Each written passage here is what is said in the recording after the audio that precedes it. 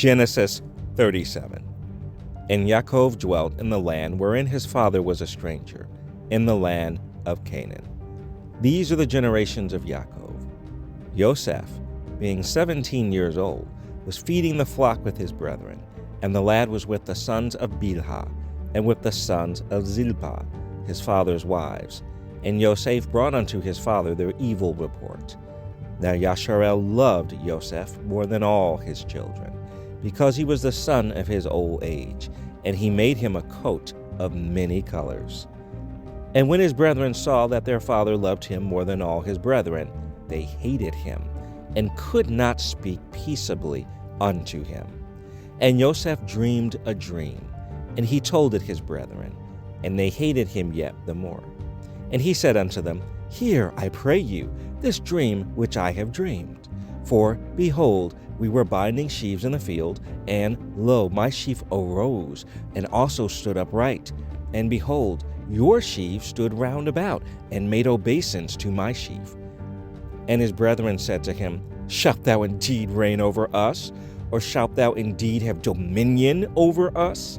And they hated him yet the more for his dreams and for his words. And he dreamed yet another dream, and told it his brethren, and said, Behold, I have dreamed a dream more. And, behold, the sun and the moon and the 11 stars made obeisance to me. And he told it to his father and to his brethren. And his father rebuked him, and said unto him, What is this dream that thou hast dreamed? Shall I and thy mother and thy brethren indeed come to bow down ourselves to thee to the earth? And his brethren envied him. But his father observed the saying.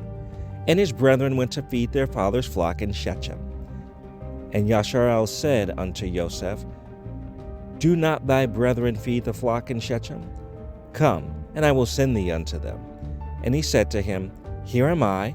And he said to him, Go, I pray thee, see whether it be well with thy brethren, and well with the flocks, and bring me word again. So he sent him out of the vale of Hebron, and he came to Shechem. And a certain man found him, and, behold, he was wandering in the field. And the man asked him, saying, What seekest thou? And he said, I seek my brethren. Tell me, I pray thee, where they feed their flocks.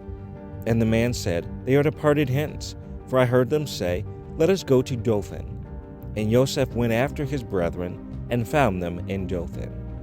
And when they saw him afar off, even before he came near unto them, they conspired against him to slay him.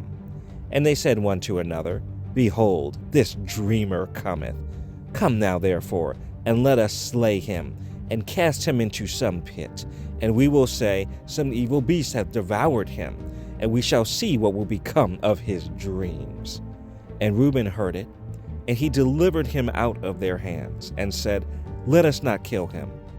And Reuben said unto them, Shed no blood, but cast him into this pit that is in the wilderness, and lay no hand upon him, that he might rid him out of their hands, to deliver him to his father again. And it came to pass, when Yosef was come unto his brethren, that they stripped Yosef out of his coat of many colors that was on him. And they took him and cast him into a pit, and the pit was empty, there was no water in it.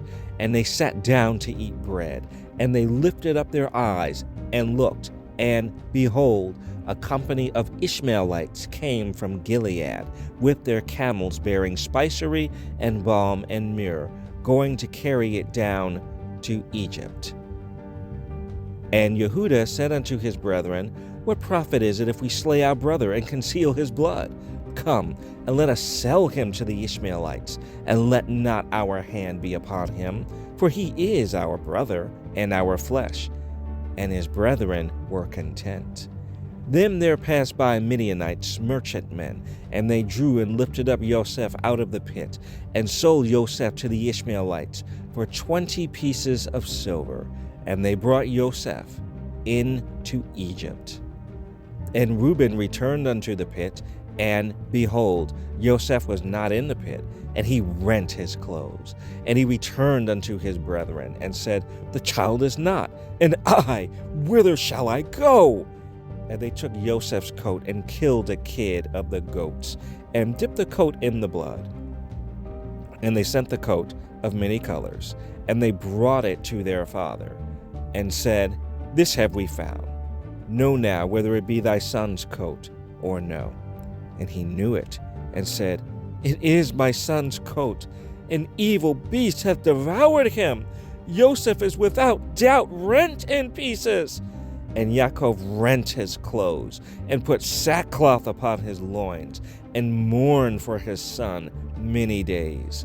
And all his sons and all his daughters rose up to comfort him, but he refused to be comforted. And he said, For I will go down into the grave unto my son mourning. Thus his father wept for him. And the Midianites sold him into Egypt unto Potiphar, an officer of Pharaoh's, and captain of the guard.